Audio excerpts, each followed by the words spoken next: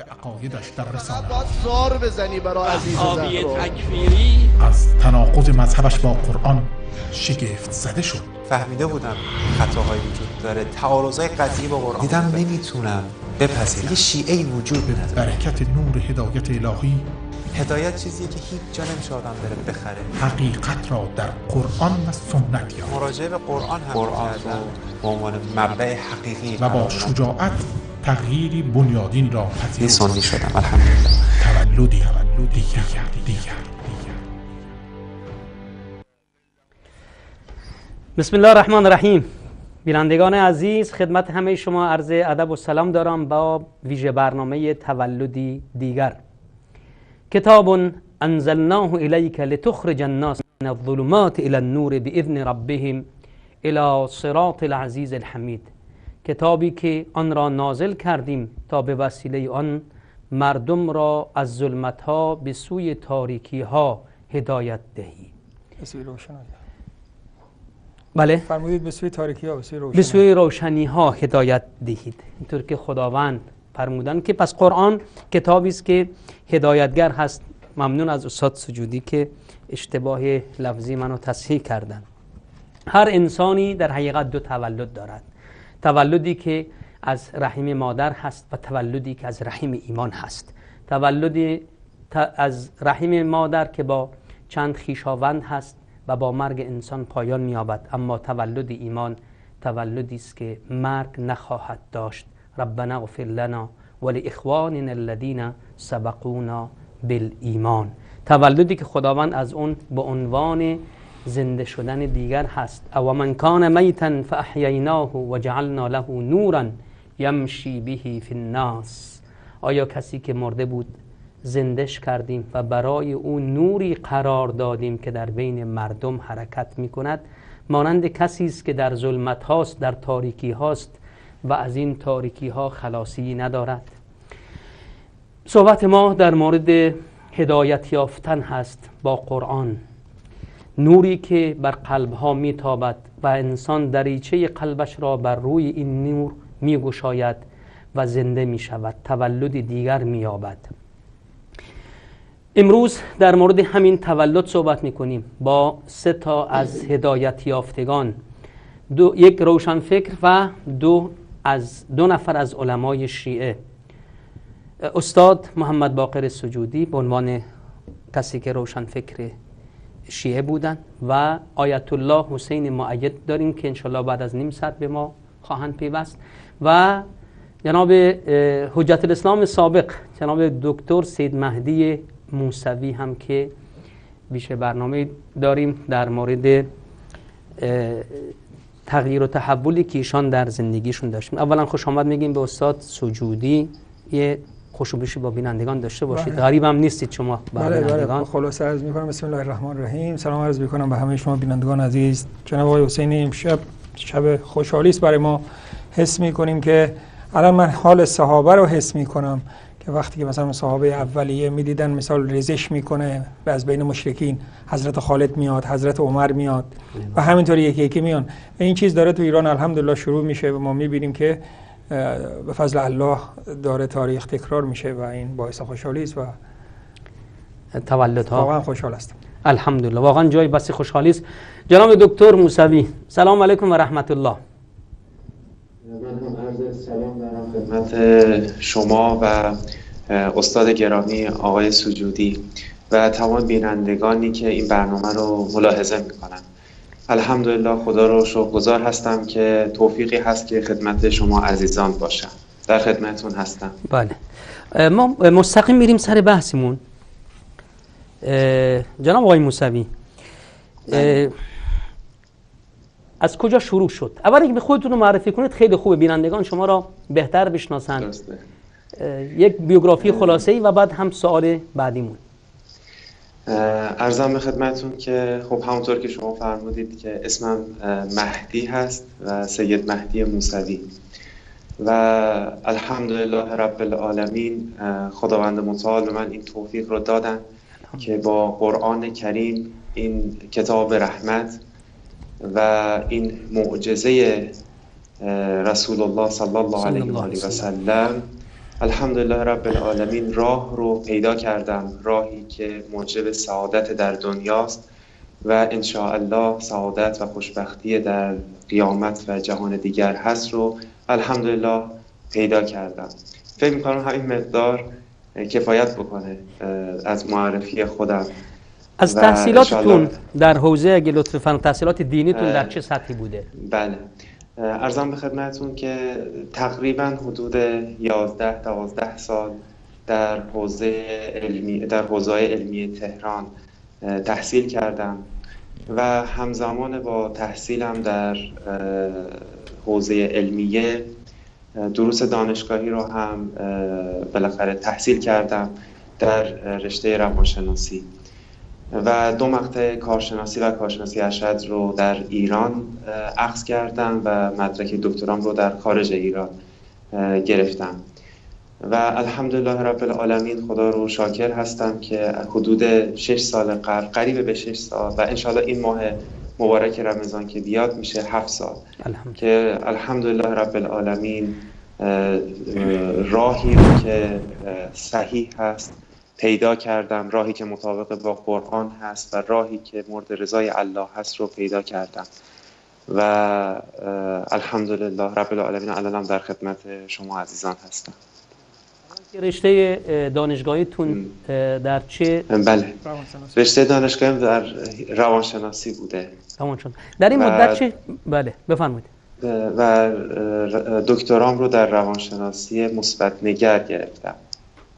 روانشناسی مثبت نگر. ماشاءالله بسیار خوبه. همکاری از فعالیتتون در مدتی که در حوزه بودید در ایران در دانشگاه بودید هم اگه صحبت با بینندگان صحبت عرضم به خدمتتون که خب بعد از اینکه حدود فکر می‌کنم حدود سالهای 85 یا 86 بود که معمم شدم، از همون سالها بحث عرضم به خدمتتون تبلیغی و دعوتم رو شروع کردم در مدارس، در دبیرستان ها به عنوان بالاخره فردی که درس معلم دینی و به عنوان امام جماعت در نماز ظهر و عصر رو بودم و همزمان هم کارهای مشاوره و کارهای رواندرمانی انجام میدادم به واسطه اینکه خب کارشناسی ارشد روانشناسی داشتم. حدود 3-4 سال در یک مرکز خدمات روانشناختی کار میکردم و به عنوان یک روحانی در درجه اول و در درجه بعدی هم به عنوان یک روانشناس میشه گفت حدود 5-6 سال بالاخره کار و فعالیت داشتم. خب بالاخره به عنوان یک روحانی هم خب در جاهای مختلفی هم سخنرانی و منبر میرفتم. در این حد بالاخره فعالیت داشتم. فعالیتتون در شبکه‌های تلویزیونی در بله، عرضم به خدمتتون که با توجه به اینکه خب من تحصیلات روانشناسی داشتم، فکر میکنم تقریبا در حول و حوش سالهای 88 و 89 بین این سالها من در شبکه ولایت هم یک ویژه برنامه‌ای بود تحت عنوان روانشناسی اسلامی، یا که این یک عنوان کلی بود ولی تحت عنوان معنویت درمانی که با توجه به افراد خاصی مثل بیماران، مثلا بیمارانی که مبتلا به سرطان بودن، برنامه‌هایی رو در اونجا هم اجرا کردم و فکر کنم حدود سال 88 بود، قبل از سال 89، چون بعد از اون دیگه من از ایران خارج شدم برای تحصیلاتم. بله. خب الحمدلله. دیگه نمیخواستم سوال کنم که چی شد که شما با این شبکه آشنا شدید، از چه طریقی؟ درسته، شبکه ولایت. خب به واسطه این که من تحصیلات روانشناسی داشتم، خب یک روحانی هم بودم و خب در شبکه ولایت هم یک عرضم به خدمتتون یک ویژه برنامه‌ای بود با عنوان پزشکی و مباحثی در مورد درمان‌های پزشکی با توجه به متون اسلامی بود. خب یکی از قسمت‌ها و یکی از بخش‌هایی هم که در این ویژه برنامه روش برنامه‌ریزی شده بود، بحث‌های روانشناختی برای بیماران که حالا مبتلا به بیماری‌های مزمن هستن، مثل بیماران سرطانی یا بیماران قلبی عروقی، کسانی که با یک بیماری‌هایی هستن که منجر به مرگ خواهد شد و خب و بیماری هستش که زندگی افراد رو در جنبه‌های مختلف تحت تاثیر قرار میده. خب در اونجا هم یک برنامه حدود فکر میکنم قریب به 15 برنامه من داشتم و همونطور هم که خدمتتون گفتم دیگه فکر میکنم سال 89 بود دیگه من همکاریم باشون به صورت برنامه قطع شد و دیگه من برای تحصیل خارج شدم از ایران. خب بینندگان عزیز، از الان میتونید از طریق واتساپ با ما در ارتباط باشید تا که زمان تماس‌های تلفنی هم فرا برسد. جناب آقای سجودی صحبتی بکنم؟ بفرمایید. عرضم به حضور شما که تو حرفای آقای دکتر موسوی اگه دقت کنیم ایشون چی گفتن؟ گفتن که 7 سال است که من هدایت شدم. 7 سال است که من هدایت شدم. رمضان که برسه 7 سال. بله 7 سال میشه. اما یک نکته اینجا بینندگان ما توجه کنم، بلکه دو نکته رو. من زیاد نمیخوام صحبت کنم که جای صحبت من نیست، ولی در رابطه با کارشون. یکی این که ببینید در این 7 سال هیچ تأثیری نداشت تا اینکه اعلام کرد هجرت کرد. خداوند از انسان اعلام میخواد. مثل آقای موسوی مثل من، حالا ایشون که 7 ساله، مثل من 30 سال است که هدایت شده است، اما نشسته کاری نمیکنه. اینطور الله از ما اگه اینطور بود اصلا اسلام به ما نمیرسید. متوجه هستید؟ لذا انسان باید که برای بهشت بها بپردازه. متوجه هستید؟ یکی این نکته، اینو بذارید تمام کنم. باز یک نکته کوچیک دیگه هم میخوام بگم، چون که ایشون گفتن من تو شبکه ولایت هم یه برنامه اجرا کردم. ببینید این یه نکته، ببین اومد ایشون بیرون. خب این ما میدونیم که اول آدم باید اگه ایمان نباشه آدم نمیاد بیرون. چرا که همه چیز مربوط میشه به گذشته انسان، عاطفی هست. ببین همسر، من که ازشون خبر دارم، همسرش از ایشون رفته و روزایی که همسر ایشون ازشون میرفت، خودشون شاید نخوام بگم، ما که خاطره میگم میشه، خیلی ناراحت بود چون که دوستش داشت، همسر خود رو دوست داشت، ولی ببین چی خدا براش مهمتر بود، عقیدش. متوجه هستید؟ و مثل این نکته دوم که میخوام بگم، این به بینندگان بدبین و شکاک خودمون میخوام بگم، نکته رو حتما باید بگم. ببینید ما نباید فکر کنیم که طرف مقابل بالاخره ایشون تو شبکه ولایت بود دیگه، بود یا نبود، مثل این هستن. ما باید برای همه خیر بخوایم. خالد یک بار در جلوی حضرت پیامبر بود یا نبود؟ بلکه همیشه بود. حضرت عمر بود جلوی پیامبر یا نبود؟ ما نباید به مردم اینجوری نگاه کنیم که آقا اینا همه رو یا ببینیم یا سفید ببینیم. ما باید منتظر باشیم تا یکی یکی برگردن و این ناممکن است مگر اینکه با اون علاقه داشته باشیم. حتی باید با آقای قزوینی، با آقای خامنه‌ای ما علاقه داشته باشیم، به عنوان اینکه به دست شیطان نیفته. تا اونجایی که به دست ما هست، نمیگم حالا ما این قدم نمیتونیم تقوا داشته باشیم، ولی تا اونجایی که به دست ما هست در دل برای اونها هدایت بخوایم. صحبت زیاد نکنم. محبت خیر برشون. من می‌خواستم جناب آقای سجودی از شما هم بالاخره به عنوان که کارشناس شبکه هستید، همه هم بینندگان شما رو میشناسن، امکان داره مختصری از زندگی خودتون، از این تغییر و تحولتون شما هم بگید. این است میگه نو که آمد به بازار کهنه شود دل آزار. حالا آقای موسوی امروز نوبت ایشونه. من به طور خلاصه فقط عرض میکنم این است که به شما عرض کردم، اونم تکرار میکنم، دکتر موسوی هم بشنوند. اون این است که مثل من یکی دوتا نیست، مثل آقای موسوی یکی دوتا نیست، بابا صدها هزار نفر هدایت شدن. اما هدایت شما حلوا بخوری بگی حلوا دانه شیرین نمیشه، باید اعلام بشه. باید انسان این ببینید، من میدونم این الان چی میکشه آقای موسوی، وقتی چون میدونم پدر مادرش دوست داره. این همین اتفاق بر من افتاد. من وقتی که اولین بار خواستم جلوی پدرم دست بسته نماز بخونم، برام خیلی سخت بود، چون دیدم به تو مادرم پیچ کرد، به پیش مادرم که تو شهر لاهور بودیم، گفت پیش من نمیخونه نماز دست بسته. من دیدم حالا خدا باید جلوی این بخونم، نه اینکه بخوام لج کنم. باور کنید برای من سخت بود. هیچ کس نمیخواد پدر خودش آزار بده. خب این که میگه چه شما از کی برگشتید یا چی بود، از اون وقتی که تصمیم به عمل گرفتم. من یک رفیق دارم، حالا دیگه نمیخوام اسمش بگم، همون سالا با هم دوست بودیم، خدا شاهد است، در مسجد ابوالفضل در میدان 13 آبان تهران. اونم مثل من هدایت شده بود، منتها جرئت نکرد اعلام کنه. یه روزی شد که جلوی من وایستاد. متوجه هستید؟ ما بالاخره باید به اندازه قدرت خود، لا یکلف الله نفسا الا وسعها، به اندازه قدرت خود باید که ما عمل کنیم. حرف آخر میزنم. آقای موسوی، من چون شما بخواید از من بپرسید من به آقای موسوی میگم.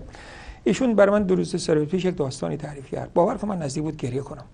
در یه جای کارش گیر بود. میگه اصلا نمیدونم چه جوری شد. میگه همراه منم در حیرت بود که چطور این کار درست شد. کاری که 3 ماه طول میکشید میگه در عرض 1 ساعت درست شد. باز میگه یه جای دیگه رفتیم، اونم میگه اصلا همراه من میگه ما بهت زده بود که چطور ممکنه این کار برای بقیه اینجوریه. کار دوم من میگه درست شد. به خدا قسم من یاد اول هجرتم انداخت. اول هجرت آدم دیگه پرونده صافه.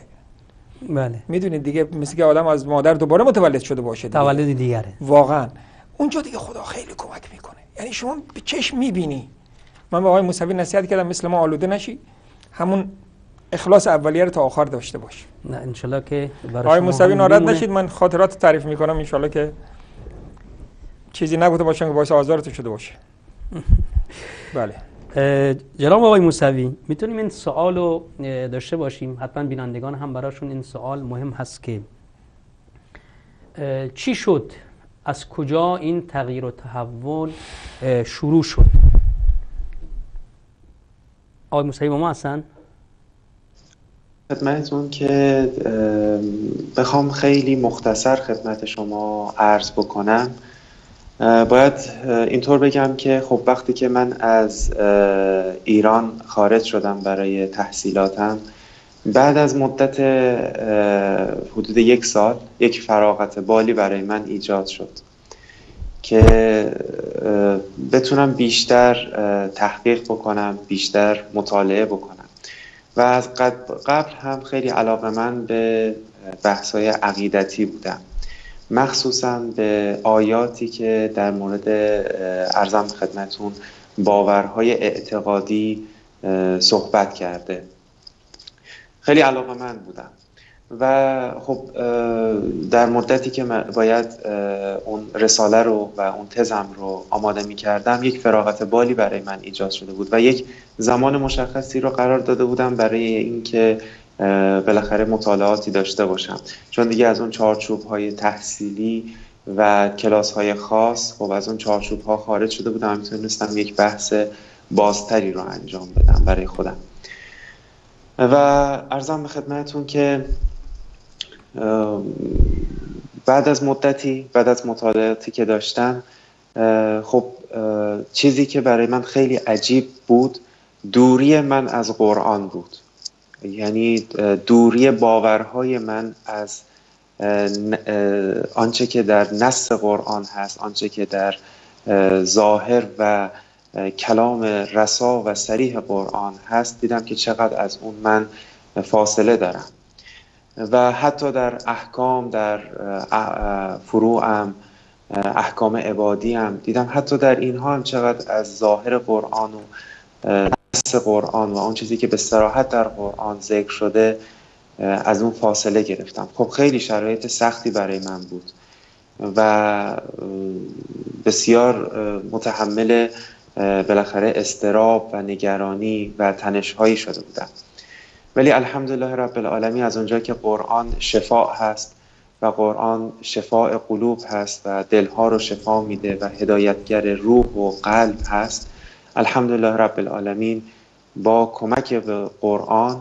الحمدلله راه رو پیدا کردم. ولی خب نمیتونم بگم از اول من سنی بودم، یعنی چیزی که برای من ایجاد شد شاید در 1 سال در خیلی از باورهای من تغییراتی ایجاد شده بود و میشه گفت که موحد شده بودم، این دست از اون خرافات و اون اوهام و اون باورهای دروغ و اون باورهایی که خلاف قرآن هست و هیچ گونه سند و هیچ گونه مدرک و دلیلی از قرآن نداشت و فقط به واسطه هوا و هوس‌ها و مسائل غیره جزء عقاید من شده بود رو خب از قرآن کریم استفاده کردم و اونها رو از فکر خودم و از ذهن خودم پاک کردم.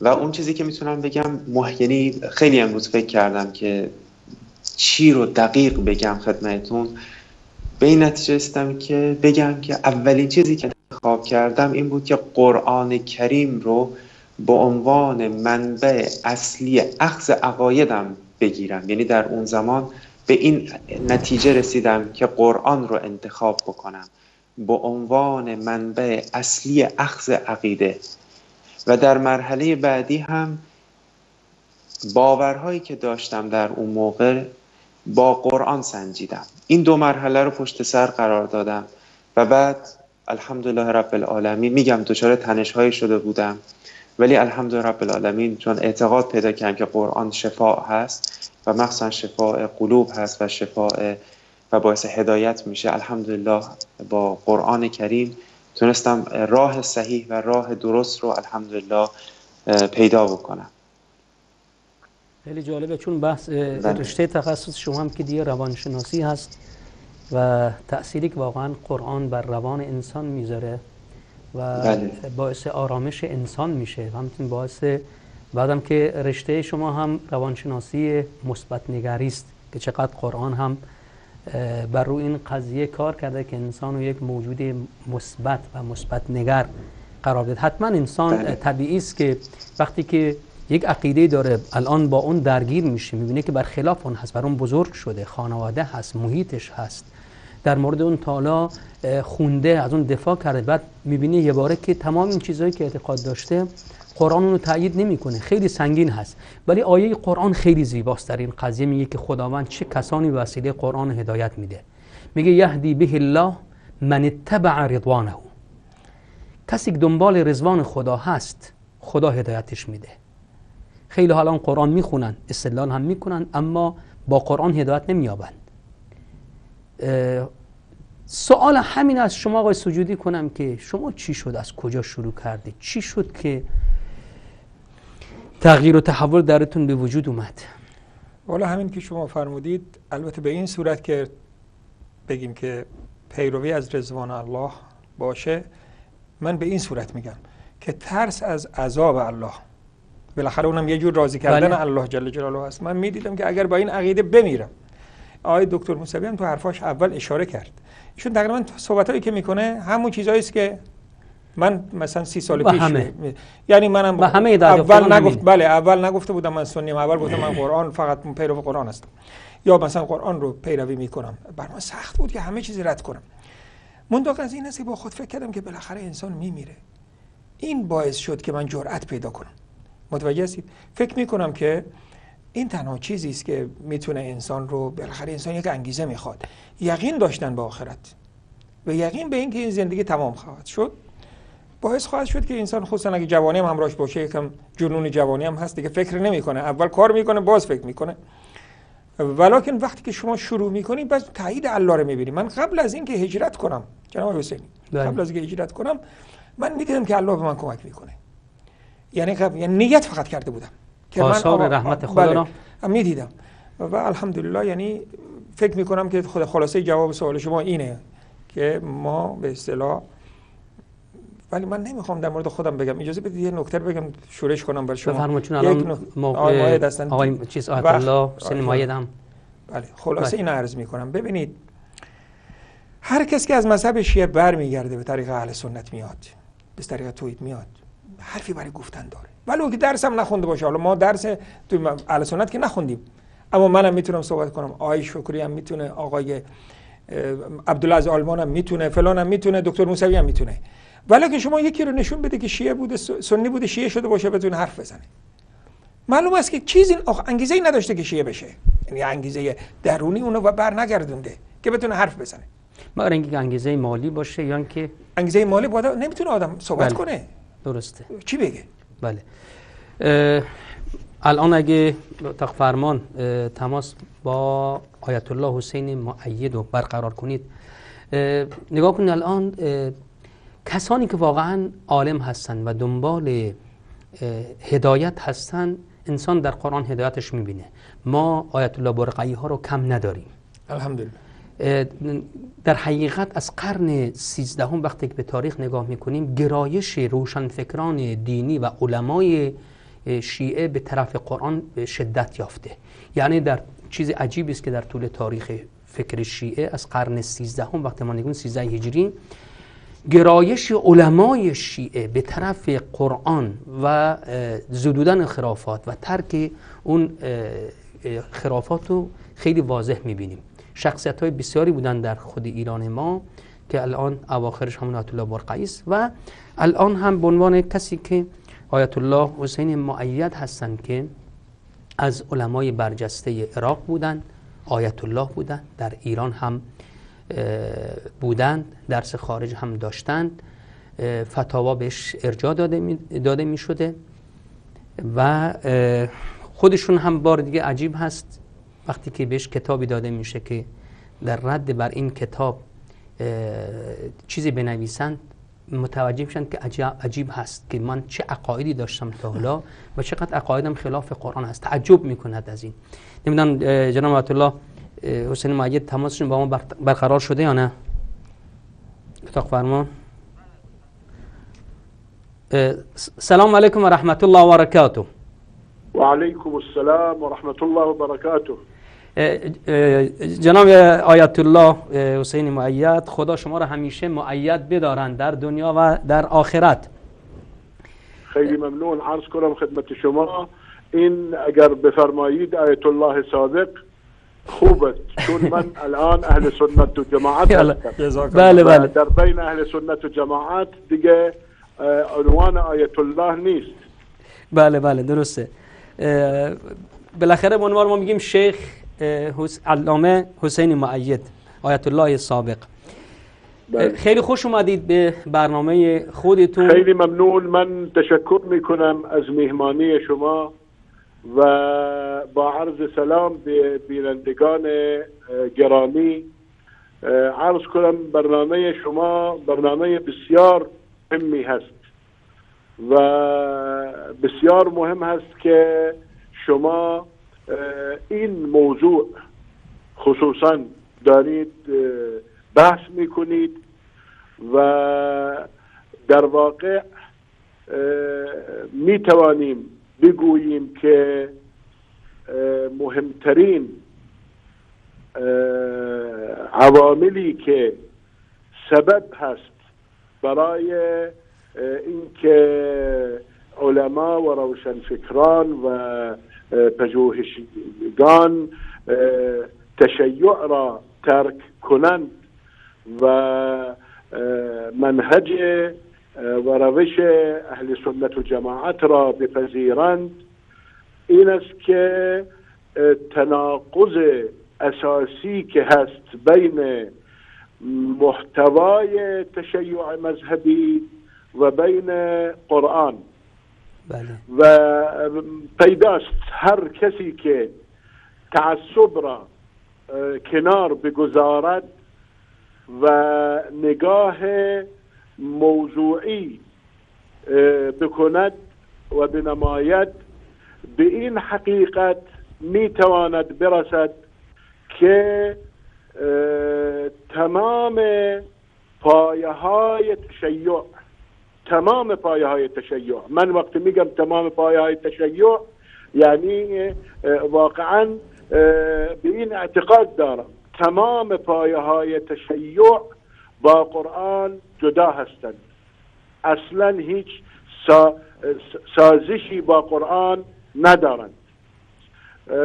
علاوه بر این تمام عقاید اساسی تشیع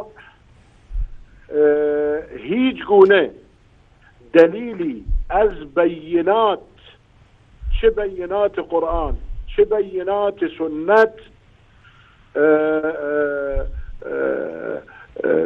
وجود ندارد. یعنی عقاید اسلام مثل توحید و نبوت و معاد، ایمان به کتب، ایمان به رسول، تمام این عقاید در قرآن به صورت بینات، یعنی حجت بر این عقاید به توسط بینات اقامه شده است. اما اساسی ترین عقاید شیعه هیچ گونه بیناتی ندارد، چه در قرآن چه در سنت.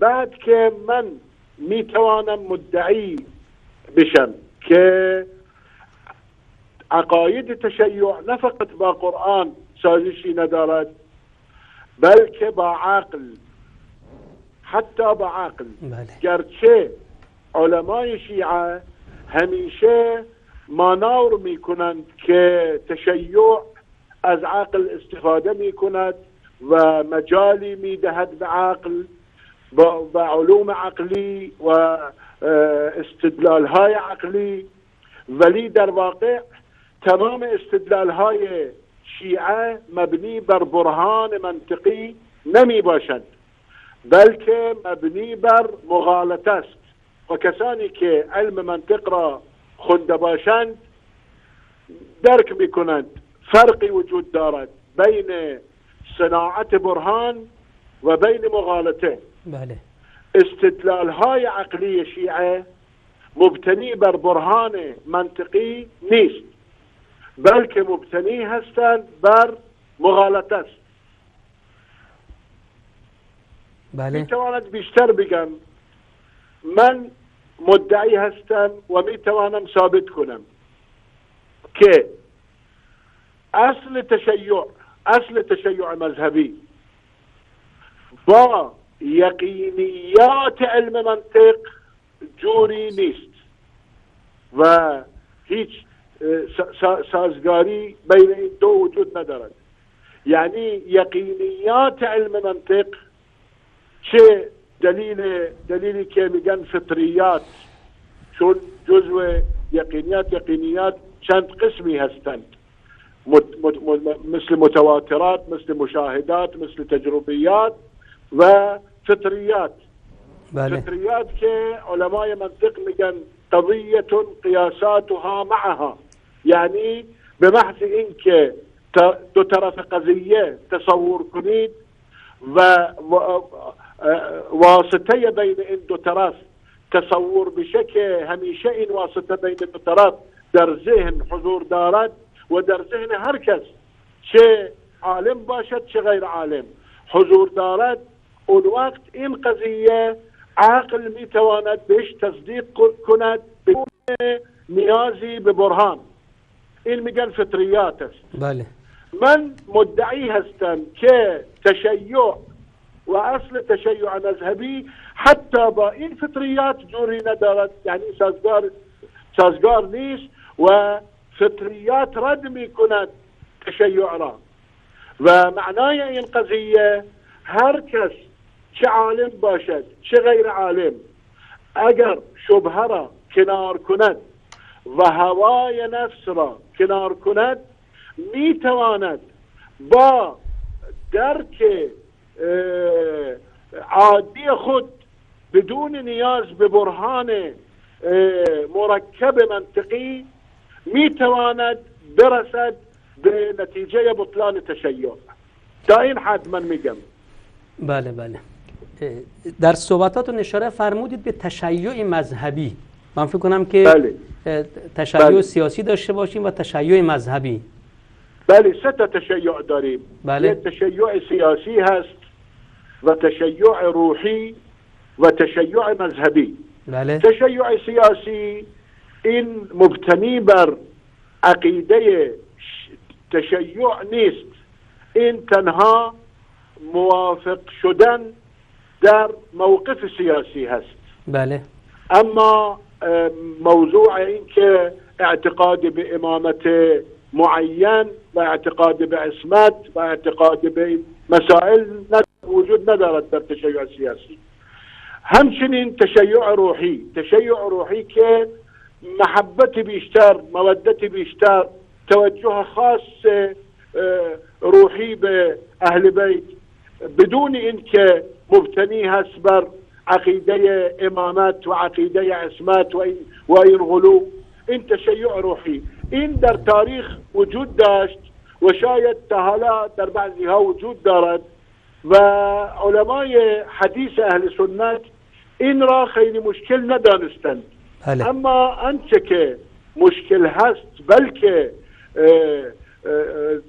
در واقع صدمه بزرگی به اسلام شده است از روز نشأت تشیع تا به حال، همون تشیع مذهبی است که منظور از مذهب نه مذهب عنوان مذهب خامس مثل مذاهب اربعه، مذهب به عنوان ایدئولوژیک هست، یعنی ایدئولوژی تشیع مذهبی، یعنی تشیعی که مبتنی هست بر ایدئولوژی خاصی است، یعنی به عنوان یک دینی است خودش. این منظومه فکری تشیع که امامت منصوصه دارد و عصمت ائمه دارد و جایگاه خاصی برای این ائمه قائل بشد و همین عقایدی که عقاید شیعه است.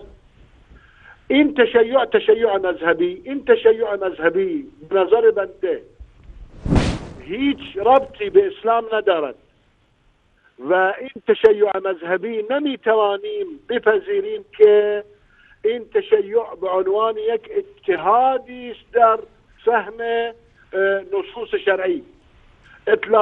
مطلقاً اینطور نیست. این تشیع مذهبی یک توطئه بوده و توطئه‌گران این تشیع را ساختند برای ایجاد انشقاق از عقیده امت و از جماعت امت هست و لذا من همیشه تأکید دارم که بایستی علمای اهل سنت و به اصطلاح فقها و اهل سنت مرجعیت به اصطلاحی ندارند ولی میگیم مراجع به عنوان مصدر فتوا، اونها باید بیانیه علمی منتشر کنند که این حقیقت را به صورت واضح و صریح ذکر کنند که تشیع اجتهادی در اسلام نیست و به عنوان یک مدرسه‌ای از یک مکتبی از مکتب‌های اسلام نیست. تشیع تنها یک انشقاقی است و انشقاق غیر مشروع. ما باید فرق بگذاریم بین اجتهاد مشروع و بین انشقاق ممنوع. تشیع جزء اجتهاد مشروع نمی باشد، بلکه تشیع جزء انشقاق ممنوع هست. بله، من یه سوالی دیگه فقط داشته باشم و بیشتر مزاحم وقتتون نشیم. از کجا شروع شد این تغییر و تحولی که شما در فکرتون به وجود آمد و متوجه شدید که این عقاید با عقل و با قرآن تناقض داره؟ بله، عرض کنم خدمت شما، اولا این هدایت یک چراغی از خداوند متعال هست، در عقل انسان روشن میشه و در قلب و دل انسان روشن میشه و این جزء عنایات خداوند متعال است که من همیشه شکر میکنم خدا را و نمیتوانم در واقع یعنی حقیقت شکر را ادا کنم. من وقت مقایسه کنم عقیده سابق با حالا و وضع سابق با حالا، با این که از نظر دنیوی یعنی ترک دنیا شده، اما از نظر اطمینان نفس و از نظر عرض کنم خدمت شما ارتباط مستقیم با خدا و از نظر اعتقاد به توحید خالص، این یک نعمت بزرگی است که نمیتوانم در واقع شکرش را ادا کنم. این هدایتی بوده از خدا، اما خداوند وقتی میخواهد تفضل کند اسباب را فراهم میکند و عرض میکنم که کتابی به من تقدیم شده که این کتاب در واقع نگاه مکتب سلفی به تشیع بیان می کند. این کتاب را تقدیم کردند و گفتند که رد کنید یا ردی بنویسید بر این کتاب و این کتاب من وقتی را خوندم در واقع دیدم که این مناقشاتی دارد که پایه های تشیع را در واقع خراب می کند. این کتاب چه کتابی بود جناب علامه؟ این یک کتابی بود از جناب آقای شیخ ناصر قفاری و اصول مذهب الاثنا عشریه است. البته این کتاب من نمیگم که این کتاب سبب کامل شده برای این تحول، بلکه در واقع جرقه‌ای بوده که من 7 سال بحث و پژوهش و تحقیق کردم و بعدش که با اعتماد به کتاب منهاج السنت مال شیخ الاسلام ابن تیمیه رحمه الله توانستم که به این اعتقاد برسم که تشیع کاملا باطل است و پایه های تشیع خراب است و هیچ گونه اصلاحی از داخل تشیع به تشیع امکان ندارد و الحمدلله تشیع را ترک کردم از اون وقت و بحث کردم نسبت به مکتب اهل سنت و جماعت و به این نتیجه رسیدم که همون مکتبی است که مکتب حق هست و همون مکتب که مصداق حدیث پیغمبر اکرم صلی الله علیه و سلم که فرمودند ما انا علیه و اصحابی، کسی که میخواهد راه پیغمبر صلی الله علیه و سلم و اصحاب گرامی خود را پیگیری کند باید همین مکتب اهل سنت و جماعت را بپذیرد و بهش اعتقاد کند. من در پایان فقط من باب فذکر فإن الذکر تنفع المؤمنین این حدیث رو یادآوری میکنم که رسول الله صلی الله علیه و سلم فرمودن که خداوند دنیا را به هر کس بخواد میده، کسی که دوستش داشته باشه، کسی دوست نداشته باشه، اما ایمان را فقط دین را تنها به کسی که دوستش دارد میدهد. خداوند شما را دوست داشته و هر کسانی که راه راست هدایت یافتن خداوند آنها را دوست داشته که واقعا در آنها اینو دیده که شایستگی هدایت یافتن به دین خداوند در قلب ها دیده، به قلب ها نگاه کرده، همونطور که در مورد اصحاب رسول الله است که خداوند به قلب یاران رسول الله نگاه کرد، بهترین قلب ها بودن و الحمدلله چون واقعا آمادگی قبول حق داشتید خداوند این محبتشون رو شامل شما کردن. خدا انشاءالله شما را ثابت قدم نگه دارن و همانند صهیب رضی الله عنه که در چه ناز و نعمتی بودن وقتی که ایمان آوردند، چگونه زندگی کردن، وقتی که شهید شدن چگونه بودن، فقط یه ازاری بیشتری نداشتن. بله. خدا انشاءالله شما را ثابت قدم بدارد، خدا توفیق بدهد که در برنامه‌های بیشتر با شما باشیم. من همه شیعیان را مخصوصا معممین شد دعوت میکنم به این که بزودی و قبل از این که وقت فوت بشه و قبل از این که مرگ بیاد و اون وقت هیچ علاجی نخواهند داشت، من دعوت میکنم اونها را به این که حق را بپذیرند و باطل را ترک کنند. انشالله. خیلی ممنون جناب علامه. موفق باشید. ممنون از اینکه وقتتون در اختیار ما گذاشتید. تشکر میکنم از شما و از بینندگان گرامی. انشالله به امید دیدارهای آینده انشالله. خدا حافظ شما. بارک الله فیکم. حیاکم الله. واقعا سخنان خیلی جالبی فرمودن. خیلی جالب بود. اگه تعلیقی چیزی حالا در مورد سخنان تعلیقی ندارم، به اصطلاح شرحی ندارم چون که کامل گفتن، ولی یک نکته در وقتیشون میفرمودن یادم اومد. گفتم که وقتی که من از مذهب شیعه برگشتم، تهمتایی که به حساب من زدن اونها که اواخر از اول نمیگم، تهمت مثلا که به خاطر پول رفته، قاچاقچی بوده، نمیدونم معذرت میخوام همجنسگرا بوده، چیزایی گفتن، به اینکه حتی گفتن که چی بوده، افغانی بود. البته افغانی بودن من افتخار میکنم اگر افغانی باشیم، یعنی مثلا دروغایی، چون از نظر اینا نجات پرست هستن، میخوان یعنی پیش مردم چی کنن.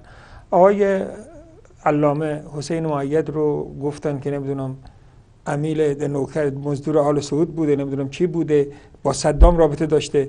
حالا من دارم فکر میکنم که با آقای دکتر موسوی ما چه چیزایی میخوام ببندن. میگم از بینندگان ببینید بپرسید که آیا حدس میزنن که به ایشون چه خواهند گفت. یعنی آقای سجودی همچنین دکتر موسوی این چیز جدیدی نیست. وقتی به پیامبران خدا میگفتن که کذاب هست، بعد میفرمان که اتواصوا به، آیا این ملت ها همدیگر رو سفارش دادن که این گونه در مورد پیامبرانشون این تهمت ها وارد کنن به پیامبران خدا، برگزیده ها، بهترین انسان ها، از زبان مردم، از زبان مشرکین اینطوری گفتن کذاب هست، ساحر هست، شاعر هست، مجنون هست، هر تهمتی زدن، کسی را میگه دیگه، همه چیز میگفتن. اما این دلالت بر عجز و ناتوانی مخالف میده. بله، باید جواب آقای مؤیدی میدادن. ایشون آیت اللهی بود و بین اینا زندگی کرده بود. بله. این جواب نشد که نوکر صدام بوده. خدا کنه، معذرت میخوام، تو این البته بهش کردن، دروغ گفتن، ولی عموما باید جواب بدن. آقا نوکر شیطان بوده. این از تو داره میپرسه که مذهب تو پایه نداره در قرآن. بله. در منطق نداره، در فطرت نداره، جوابشو بده. من اثناء صحبت جناب علامه به این یاد این سخن شیخ الاسلام تیمیه افتادم که همیشه میگن که روافض لا عقل ولا نقل، یعنی که نه دلیل عقلی دارن و نه دلیل نقلی، تهمت ولی میزنن، نه نمیتونن از قرآن ثابت کنن و نه از سنت و نه از عقل. و واقعا چیزی که الان علامه هم اشاره کردن همین گونه است. جناب آقای موسوی با ما هستید؟ بله در خدمتتون هستم. سلام مجدد. و علیکم السلام و رحمت الله. جناب آقای موسوی، جناب آقای موسوی شما فرمودید که به وسیله قرآن بله در بازگشتتون یا در حقیقت هدایتتون به وسیله قرآن بود. اگر این سوال رو پیش کنیم که بیاریم که در حوزه که بودید واقعا مکانت قرآن چقدر در حوزه هست، یا اصلا در فکر شیعه مثلا بگیم که قرآن واقعا چه منزلتی داره؟ بله، ببینید در دروسی که الان به صورت ارزم خدمتون سازمان یافته و کلاس بندی شده در حوزه ها وجود داره، حداقل زمان رو برای قرآن اختصاص دادن. و در زمانی که من تحصیل می کردم که اصلا استادی هم براش قرار نمی دادن و در آخر به خاطر اینکه بالاخره بعد نمراتی ثبت می شد که بالاخره یک سوالاتی داده می شد و به این معنا که اصلا به این درس توجه نمی شد، به درس قرآن و بالاخره مفاهیم قرآن و بالاخره درس قرآن، حتی مفاهیم قرآن از خود در مکتب خود شیعه و با توجه به اون باورهایی که داشتن و اون استدلال‌ها و اون تفاسیری که از قرآن داشتن، حتی به اون هم توجه جدی نمی‌شد. ولی کن به طور کلی اون چیزی که مهم هست این هستش که شما اگر به کتب عقیدتی، کتاب‌های که در مورد عقاید شیعه نوشته شده مراجعه بکنید، حداقل آیات، یعنی شما به صورت خیلی نظام یافته فقط شما آیات رو نگاه بکنید، اصلا به آیات توجه نشده. به این دلیل که این خاطرتون باشه، من در اول صحبتم خدمتتون عرض کردم که اولین قدمی که من برداشتم این بود که قرآن رو انتخاب کردم برای منبع اخذ عقایدم، گرفتن عقایدم. این به این معنا بود که اون چیزی که وجود داره در باورها و اعتقادات شیعه این هستش که قرآن اون مبنا و اون منبع اصلی برای اخذ باورها وجود نداره و اون جایگاه رو نداره و اون چیزی که بیشترین مکانیت و بیشترین منبعی که محل اخذ باورهای شیعه هست برگرفته شده از روایات هست و در قرون اخیر هم میشه گفت بعد از صفویه بحث ها و استدلال های عقلی میشه گفت در کتب وارد شده و قرآن کریم جایگاهی نداره. حالا این من الان بحثم در مورد اعتقاداته، در بحث های فروع و در احکام که وضعیت به مراتب بدتر هست. اما عرضم به خدمتون آنچه که من انتخاب کردم این بود که قرآن رو به عنوان منبع اولیه و اصلی اخذ باورهام انتخاب کردم و دوم این که باورهایی که داشتم رو به این قرآن عرضه کردم. ببینید در روایت هایی که وجود داره، چه در کتاب بصائر هست، در کتاب اصول کافی هست و بالاخره کتبی که بحث اعتقادی شیعه درش مطرح شده، شما وقتی نگاه میکنید همین آیاتی که در قرآن در آیات اعتقادی که در قرآن کریم وجود داره رو انقدر این روایت ها یا تخصیص زده یا تقیید کرده و یا تعویل برده که دیگه اون آیه شریفه اصلا دیگه حکمی نمیتونیم برش بار بکنیم که انه دیگه این آیه فقط ظاهرش رو باید بخونیم، چون دیگه معنایی نمیتونیم ازش بگیریم و معنایی برای این دیگه باقی نمونه.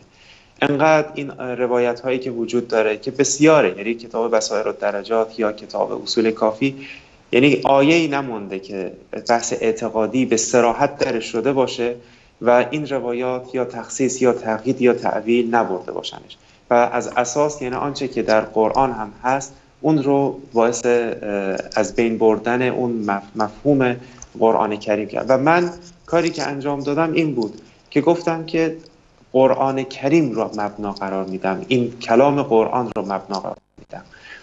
و متاسفانه در قرون اخیر هم مخصوصا بعد از صفویه خب پای استدلال‌های عقلی و ارزم خدمتتون کلمات فلاسفه به عنوان یک منبع جدیدی در باورهای فکری شیعه مطرح شده، مخصوصا در این سالهای اخیر خب بهش اعتماد کردن. کما اینکه در کتاب کشف الاسرار در اونجا هست که امام خمینی به صراحت میگه که ما افتخار میکنیم که باورهایمون رو میتوانیم با نظریه ارسطو و همانند اون از فلاسفه توجیه بکنیم. ببینید یعنی کار به کجا رسیده و قرآن چقدر محجور شده که به عنوان منبع اصلی و اون چیزی بود که خود خداوند متعال وقتی که پیامبرش رو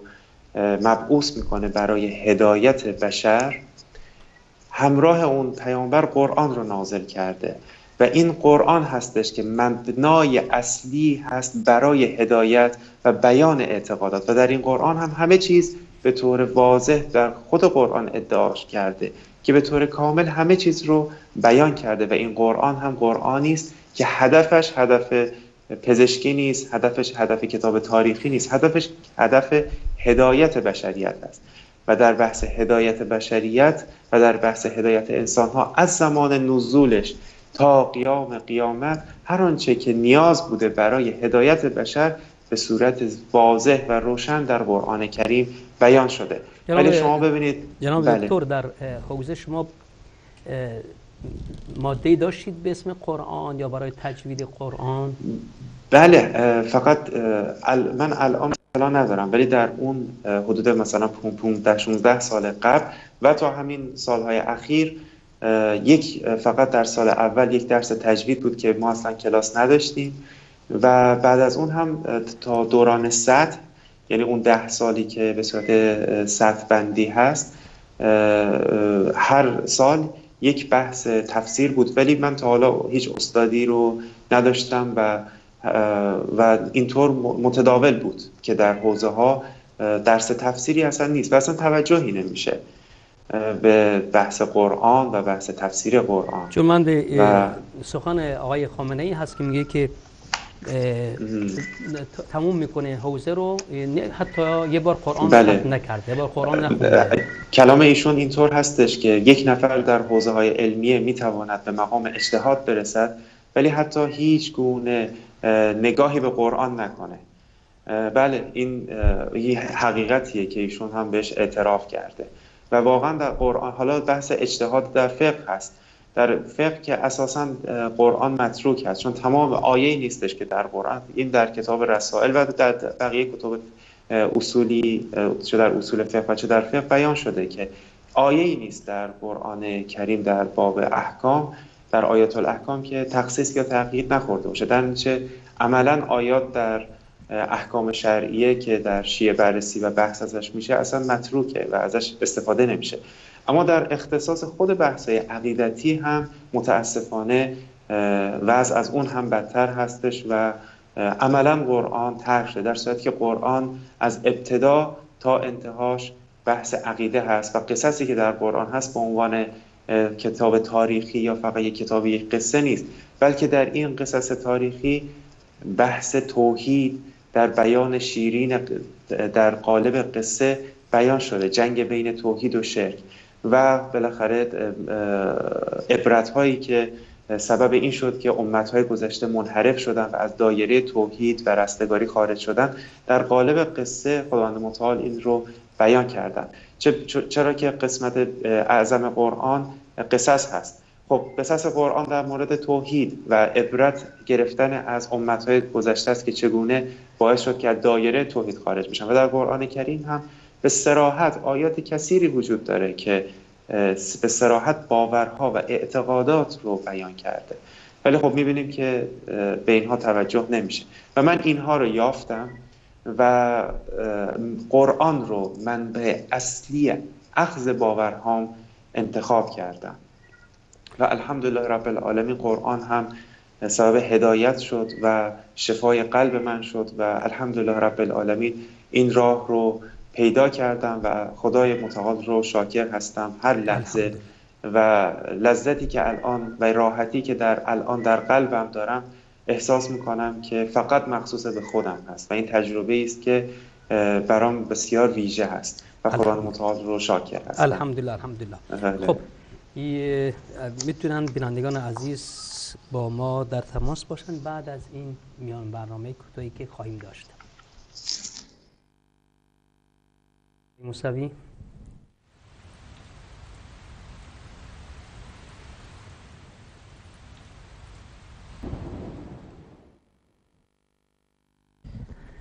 با سلام مجدد خدمت شما بینندگان عزیز و محترم.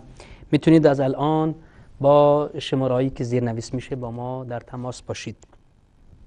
آقای سجودی، شما هم از خاطرتون با قرآن اگه بگید. حالا من چیز عجیبی که این است که چیزی که باعث هدایت من شد صحبتی بود که اصول کافی درباره قرآن نوشته بود. جالبه. یعنی من تا اون وقت فکر می‌کردم که مذهب شیعه مذهب درستیه و این خرافاتی که ما میشنویم عقاید مثلا آخوندهاست یا عقاید مردمه. بله. آخوندهای درجه یک این حرفو نمیزنن. اما وقتی اصول کافی رو باز کردم باب فی تحریف قرآن داره، حالا آوردنش تو باب نوادر، من که به قرآن عقیده تمام داشتم.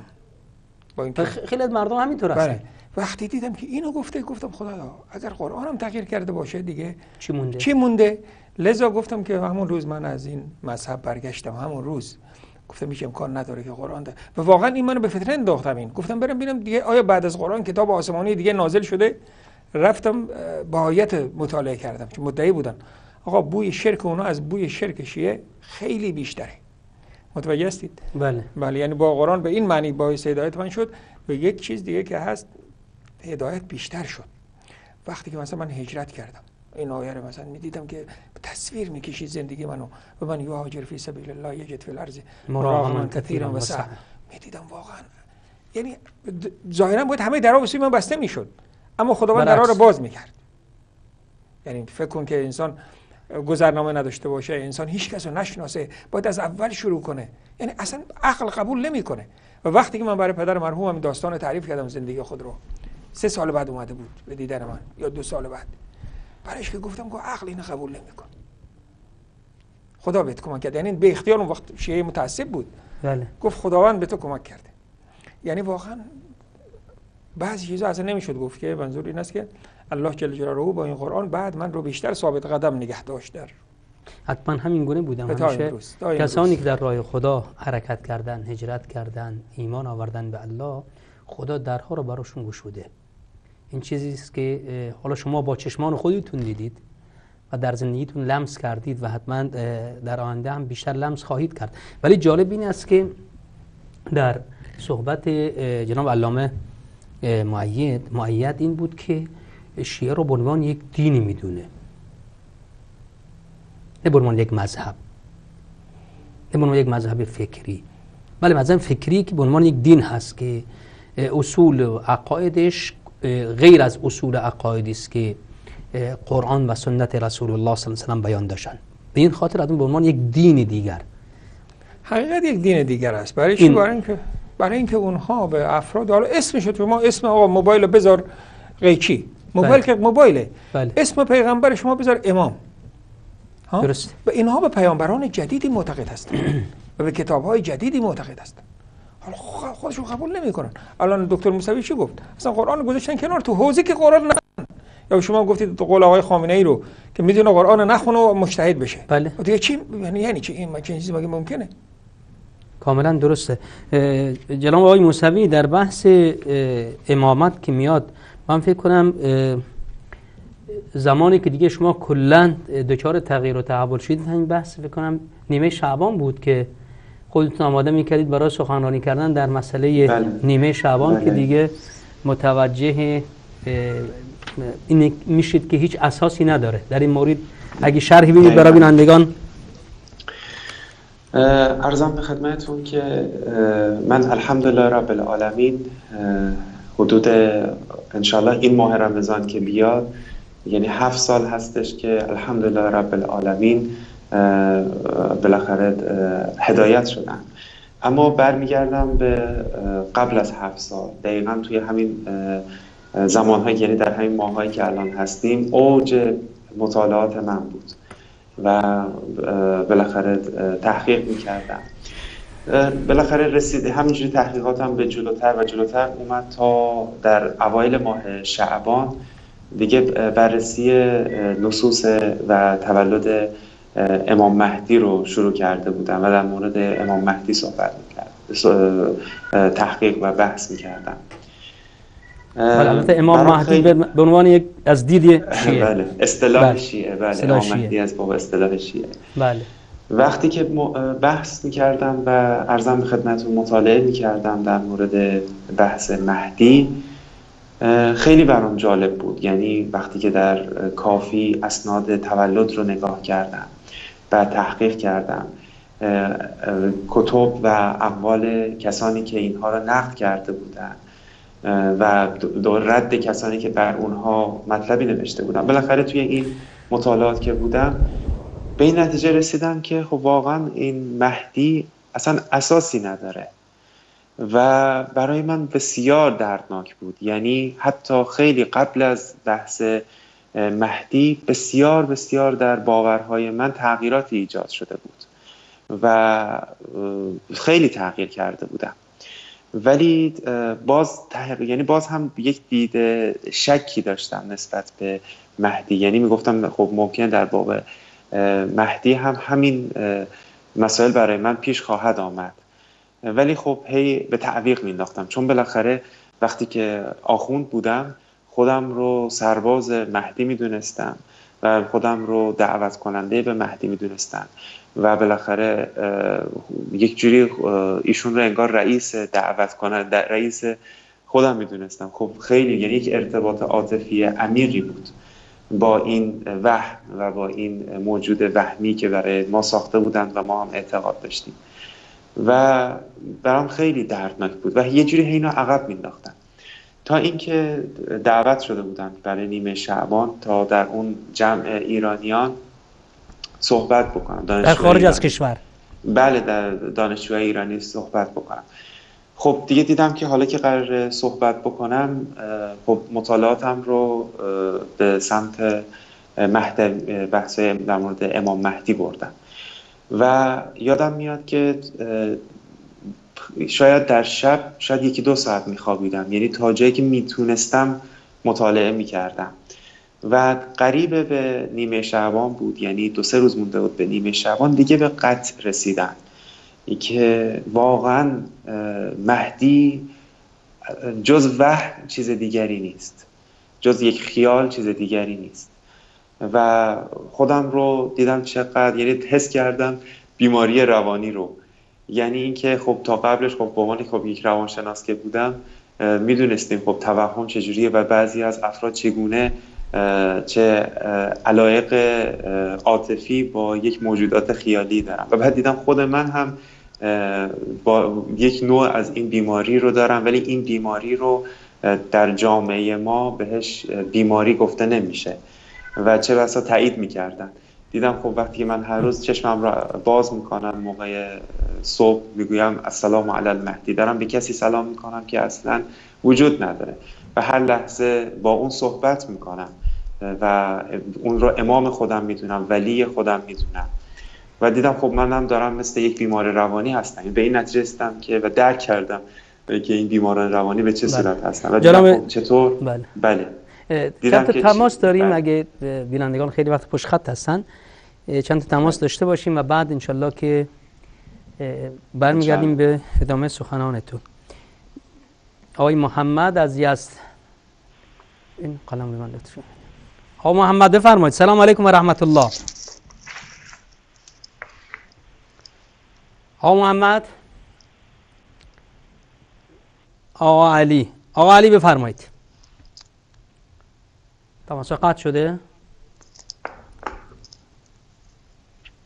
بیننده بعدی لطف کنید.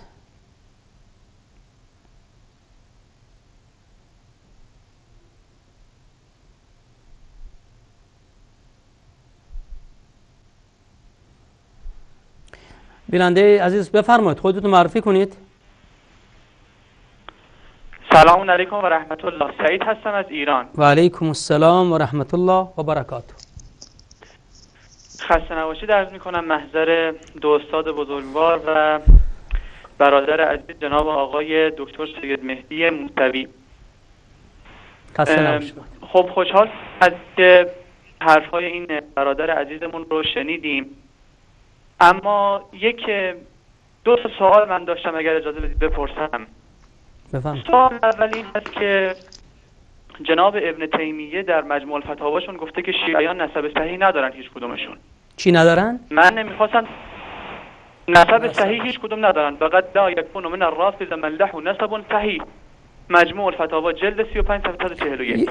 عربیشو بخونید تا من یه دقیقه عربیشو بخونید. چشم. وقد لا يكون من الرافض من له نسب صحيح. من له نسب صحيح. مجموع الفتاوا جلد 35 صفحه 141. خب میشه کامل بخونید؟ چشم براتون کامل میخونم. و اما هؤلاء القرامطه فانهم في الباطن كافرون بجميع الكتب والرسل يخفون ذلك ويكتمونه عن غير من يثقون به لا يظهرونه كما يظهر أهل الكتاب منهم لأنهم لو أظهروه لنفر عنهم جماهير أرض من المسلمين وغيره وهم يفرقون بين مقالته ومقالة الجمهور بل الرافضة الذين ليسوا زنادقة كفارا يفرقون بين مقالتها ومقالة الجمهور ويرون كان مذهبهم واستعمال التقية وقد لا يكون من الرافض من له نسب صحيح. ایشون میخواد برنامه رو خراب. خب آقای سعید سال دومتون چون صداتون قطع میشه، من اینو انشالله میارم براتون. بله سال دومتون. برادر بزرگوار جناب آقای موسوی چندین بار این نکته رو تاکید کردن که ایشون از قرآن استعانت کردن، استفاده کردن و معلوم شد که شیعه مذهب باطلی هست. خب من میخوام ازشون بپرسم، هرچند که جناب آقای سودوریان کلامشون بود که شیعیان در اصول کافی باب تحریف قرآن دارن، این مال از تعریفی بود. جناب آقای موسوی بفرمایید کدوم عقیده شیعه، یعنی معرفی کنن کدوم عقیده شیعه هست که مخالف با قرآن بوده و شما یکیشو بیارید که موافق قرآن باشه. همونطور که آیت الله مؤید گفت که هیچ کدام از عقاید شیعه هیچ کدام از عقاید شیعه مطابق قرآن نیست.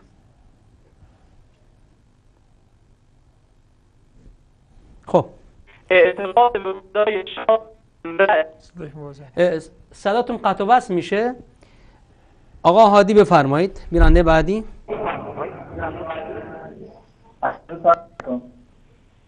آقا هادی بفرمایید. من چند تا سوال داشتم. صدای تلویزیونتون ببندید. تلویزیون بسته. چند تا سوال داشتم بپرسم خدمتتون. حالا بفرمایید.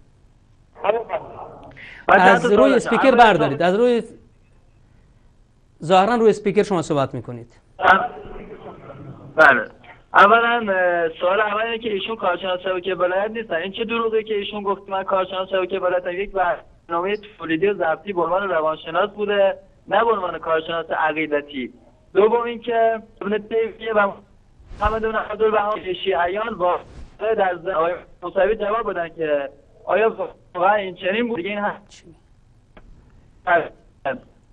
سوال بعد این که عقیده دارن که سال دوم اگه لطف کنید تکرار کنید، سال دومتون تکرار کنید. ابن تیمیه و محمد بن عبدالوهاب و گفت شیعیان واقع در زنا هستن. آقای موسوی که ادعا میکنه کجاست؟ شیعه بوده، کجا اینو گفته؟ نه کجا اینو گفته؟ ببخشید محمد در رسالة فرد على الرافضة صفحه 42 میگه فاولای الامام خارجون عن السنه بل على المنه واقعون بنا وما اكثر ما فتوا في الانفسهم او الزنا في القبل والدبر فما حقهم بان يكونوا اولاد الزنا. آیا موسوی این حرف نسبت به خودش قبول میکنه یا محمد بن عبدالوهاب آیا گفتن که کلشون یا گفتن که بعضش امکان داره این نسب صحیح نداشته باشن؟ خب بیننده بله یه چیزی برایشون بگم. بفرمایید. آقای دکتر موسوی گفت که من ایمان آوردم به ابن تیمیه و محمد بن عبدالوهاب، یا گفت من ایمان آوردم به سنت پیامبر. بله. اگر نمیتونید جواب بدید اونم تازه دروغ میبنده به ابن تیمیه و محمد بن عبدالوهاب. حالا که صحبت ایشون اصلا ابن تیمیه نبود. آیا امروز کسی اسم ابن تیمیه را آورد؟ آقای دکتر علامه مؤید آورد؟ نه. من آوردم؟ نه. بله. علامه بله آقا حمید بله. سلام علیکم. علیکم السلام و رحمت الله. ممنون و متشکرم خدمت شما کارشناسان حاضر در استودیو و دو تا کارشناس دیگه‌تون، هم آقای مؤید جاسوس سابق آل سعود و همین دوست عزیز جدیدمون. خب شما نمیشه یک کمی چرا همیشه این صحبت شد گفتیم که این اتهام وارد کردن سنتی بوده که همیشه اقوام مشرک و کفار با انبیا داشتن و الان هم با دعات دارن، با دعوتگران، هر کس که راه حق بگیره یک تهمتی میزنن. چرا حالا شما اینگونه وارد میشید که جاسوسی چی هست؟ کسی اگه حقی را انتخاب کرد میشه جاسوس؟ خیلی ممنون از تماستون. دیگه ارزش نداره که انسان اینگونه تماسی میذاشتید که ببینیم در مورد دکتر موسوی بله. آقای نخعی از قم بفرمایید. آخرین تماس. سلام علیکم. و علیکم السلام و رحمت الله.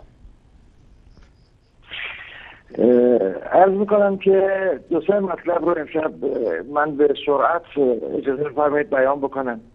یکی که جناب حسینی این که شما میگید که به انبیا تهمت میزدن، این کارهایی است که امشب شما 4 نفر در مورد شیعه کردید، به خصوص آقای مؤید، با اینکه شیعه رو خارج از اسلام دانستند. این حکمی است که اصلا هیچ کدوم از علمای اسلامی نداشتند و همراهی شیعیان با سایر برادران مسلمانشون در حج و در سایر اجتماعات گواه بر بطلان مدعای آقای مؤید است. البته من شخصا از ایشون توقعی ندارم، برای اینکه ایشون وجود سراسر دروغ است و کذب و بغض.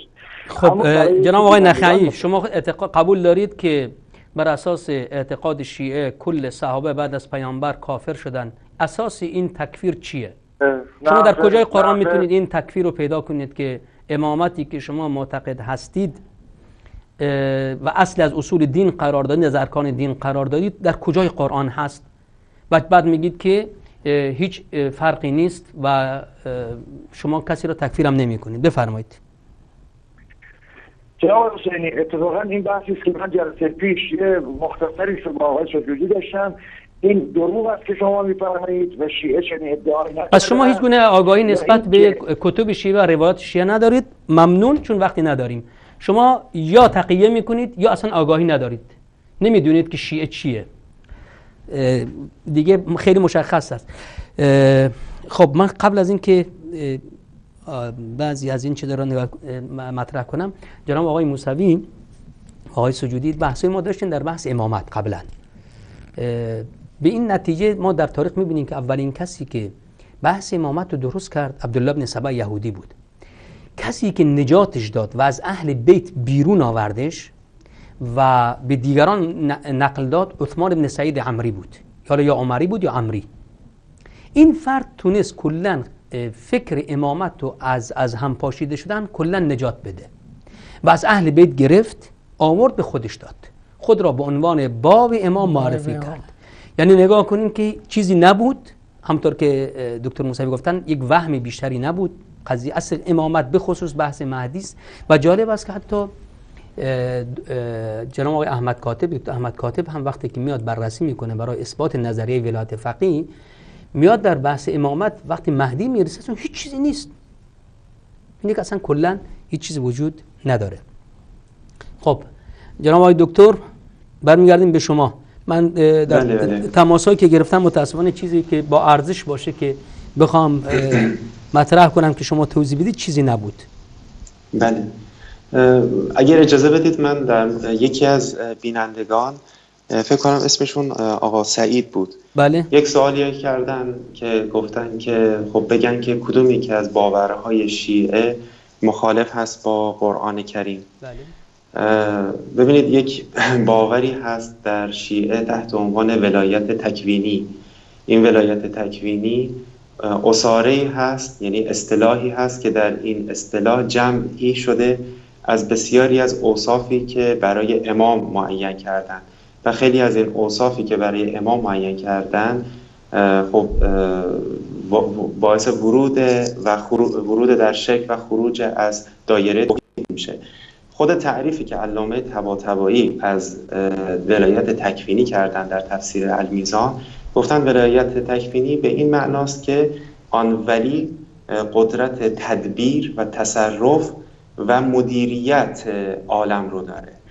خب وقتی که شما به این اعتقاد نگاه بکنید، خب این اعتقاد سرمنشأش میشه علم امام، قدرت امام و اینکه امام از صدور مردم، از رازها و قلب مردم، از بالاخره یعنی برای امام مقامی رو شما دارید معین میکنید که انه امام مالک کره، کما که در روایات به صراحت به این اشاره شده چه در کافی و چه در بهارالانوار که امام مالک زمین هست، مالک ارض و آسمان و زمین هست و امام مالک حلال و حرام هست و امام حلال و حرام در دست امام هست.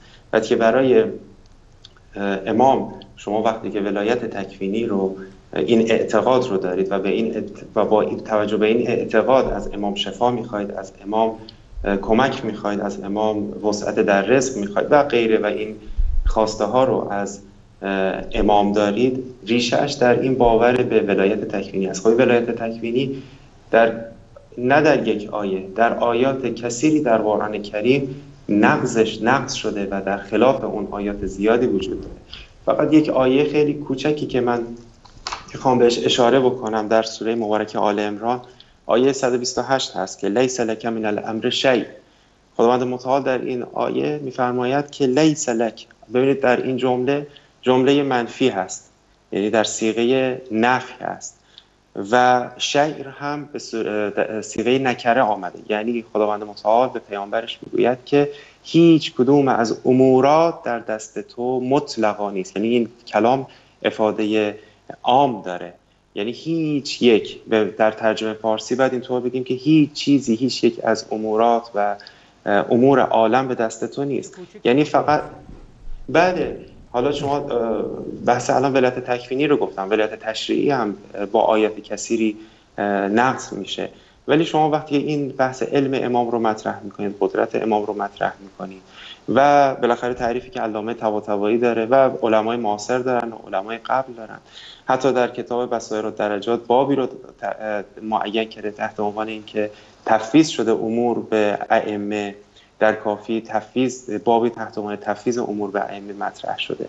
وقتی که شما اینها رو نگاه بکنید و با این دید و با قرآن بسنجید، ببینید که در قرآن به صراحت این باورها نقض شده و در خلاف اون بوده. چه بسا وقتی که به قصص قرآن مراجعه بکنیم، به قصص مثل امت نوح، عیسی علیه السلام، حضرت موسی، ببینید که علتی که باعث شد که اینها از دایره توحید خارج بشن همین بوده و این بود که برای غیر از الله اوصافی رو، برای اولیا و صالحینشون اوصافی رو معین می‌کردن و اون اوصافی بود که مربوط به خداوند متعال بود رو برای غیر الله استفاده دکتر وقت ما تقریبا نزدیکه. آقای سجودی، خب شما هم بالاخره دیدید که این فکر با قرآن تناقض داره.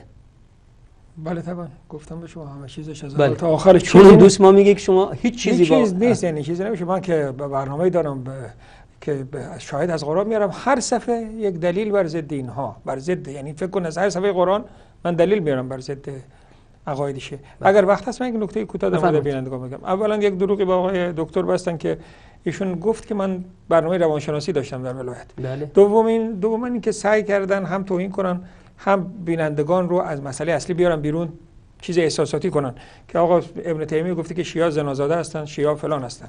ببینید شما باید یک نکته بینندگان عزیز بدونید، در مذهب اهل سنت حتی شیعه‌ای که به اصطلاح از آقایی که از بچه‌ای که از صیغه به دنیا میاد چون طبقی قانون به دنیا اومده سعی میکنن به نسب وصلش کنن، نمیگن حرومزاده است. چطور ممکنه که به قانون عروسی کرده باشه؟ منتها یک چیز هست، شیعه در حال تغییره. اگر ما بگیم که آقا شیعه مثلا روز جهانی شیرخوارگان داره، همه میگن اگه 40 سال پیشه که به من میگفتم دروغ میگی. اگه میگفتم برائت از مشرکین داره در حج، میگفتن دروغ میگی. این است که در زمان ابن تیمیه شیعه‌ای بودن که لواط حلال میدونستن، شراب حلال میدونستن. شهید اول، شهید دوم، شهید سوم شما رو وقتی که علما حکم اعدام اینا رو دادن، یعنی چیزایی از اینا دیدن که گفتن اینا باید دفن نشن. متوجه هستی؟ یکشو تو دریا انداختن. یعنی میگه اینا اصلا نمیگه به هیچ از حیوان میگه پسترن. اسم اینا شهید اول، شهید دوم، شهید سوم پیش اینا. پس خلاصه این است که اگر ابن تیمیه هم چیزی نوشته از کتابای، اولا که اینا دروغ میگن، دوما از زمان خودش نوشته و شیعه در حال تغییره دیگه. شما امروز میبینی آیا این ولایت فقیه تا 40 سال پیش کجا بود؟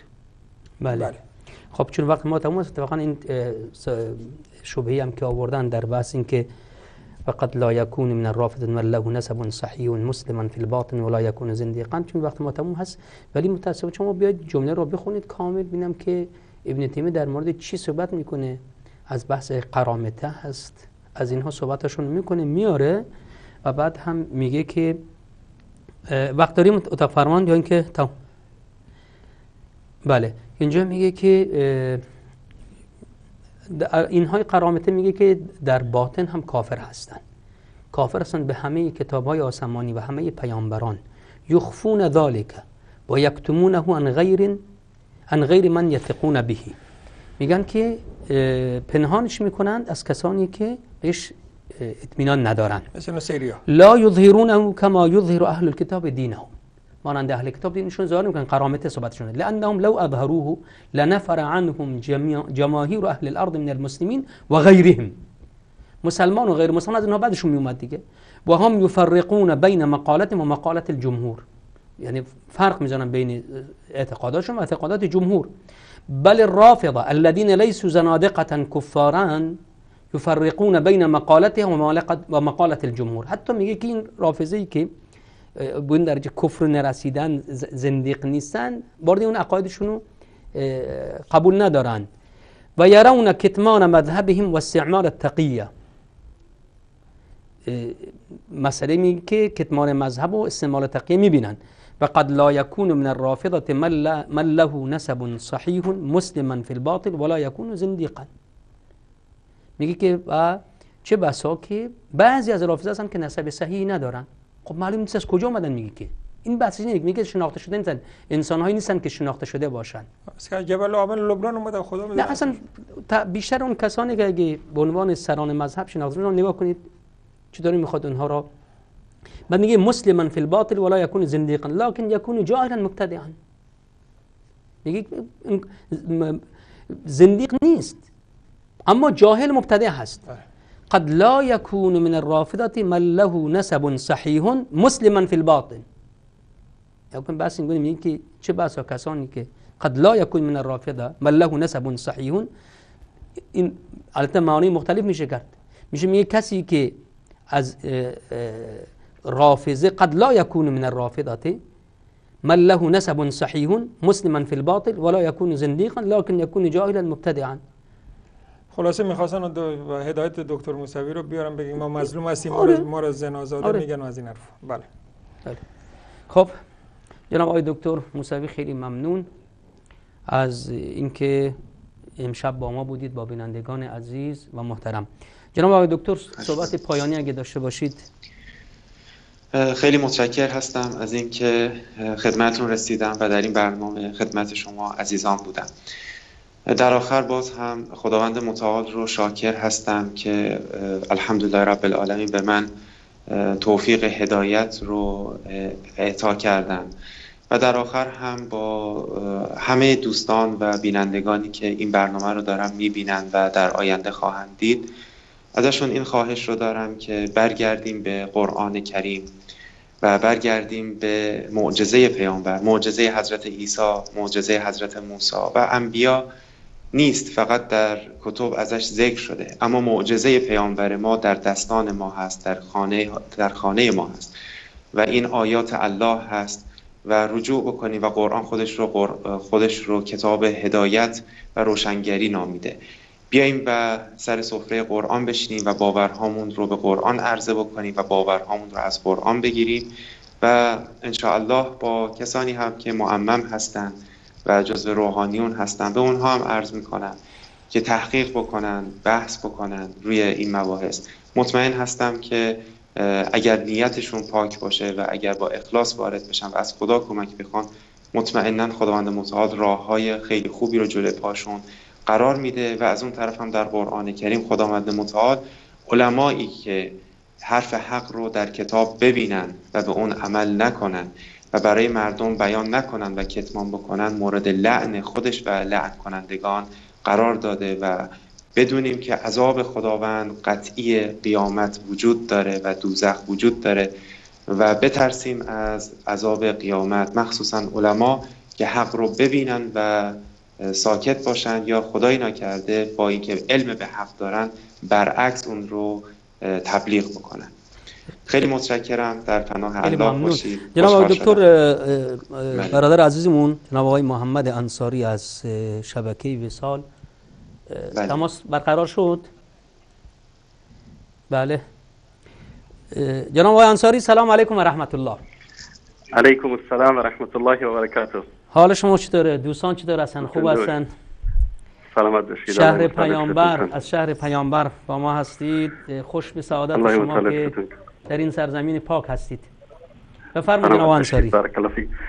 من اول سلام دارم خدمت جناب استاد سجودی و جناب دکتر موسوی و همه بینندگان عزیز.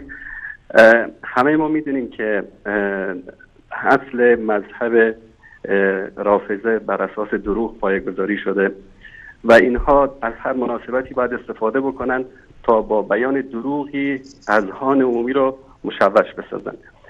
بیننده شیعه لحظات پیش زنگ زد گفت که محمد ابن عبدالوهاب گفته که شیعیان اولاد زنا هستند. من همین مطلب رو که ایشون به دروغ بیان کردن از کتاب رسالت الرد علی الرافضه از شیخ محمد ابن الوهاب خدمت شما بیان میکنم برای توضیح حقیقت. در صفحه 42 ایشون میگه که از جمله اقوال رافضه این است که من طلق امرأته بثلاث فی لفظ واحد لا یقع شیء. کسی اگر بیاد زنشو در یک لفظ 3 طلاق بده، طلاق واقع نمیشه، در حالی که اختلاف علمای اهل سنت در این است که طلاق، بعضیا میگن که 1 طلاق واقع میشه، بعضیا میگن که 3 طلاق واقع میشه. وقتی این بحث رو ادامه میده میاد در صفحه 43 روایت های را از ابن عدی میاره، از بیهقی میاره، از مسلم بن جعفر میاره و در آخرش میگه که به خاطر همین عملشون فهؤلاء الامامیه خارجون عن السنه بل عن المله واقعون فی الزنا و ما اکثر ما فتحوا علی انفسهم ابواب الزنا فی القبل و الدبر. یکی از اسبابی که در زنا واقع شدن قضیه متعه است که اصل و نسب معلوم نیست. امکان داره با یک زنی امروز پدر صیغه بکنه فردا پسرش. و یکی قضیه یعنی 3 طلاق در یک مجلس رو اصلا طلاق نمیدونن، حتی 1 طلاق هم نمیدونن. خب یک زنی که طلاق داده شده باشه یا 1 یا 3 تا و شوهرش با اون هم بستر بشه، فرزندانی به دنیا بیاد، این فرزندان رو شما چی میگید بهش؟ اولاد زنا میگید یا اولاد شر؟ خواستم این مطلب رو بیان بکنم. جزاکم الله خیر. خیلی ممنون. اون برادر سعید هم بهتون میگم که این لفظی که از مجموع فتاوا خوندن برداشتشون درست نبود.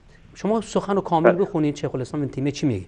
میگه وقد لا یکون من الرافضه من له نسب صحیح.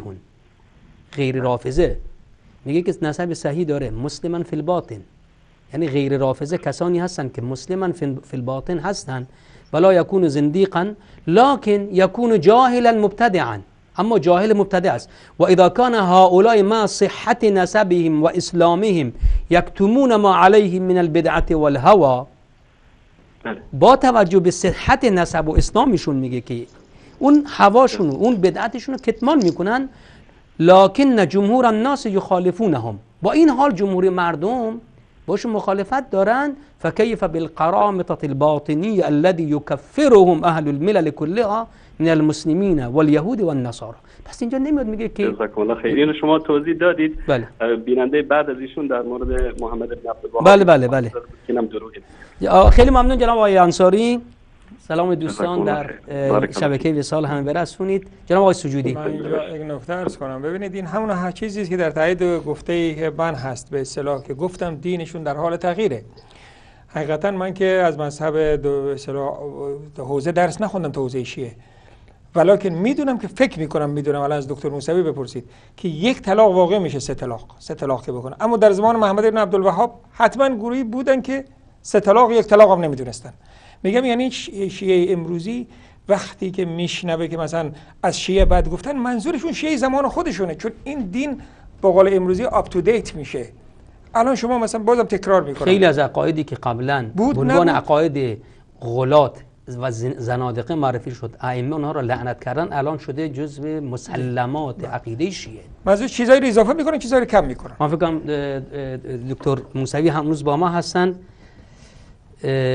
جناب دکتر، من فکر کنم که این اتاق فرمان میگن که کاملا وقت تموم شده. انشالله که در برنامه‌های دیگه در خدمت شما باشیم.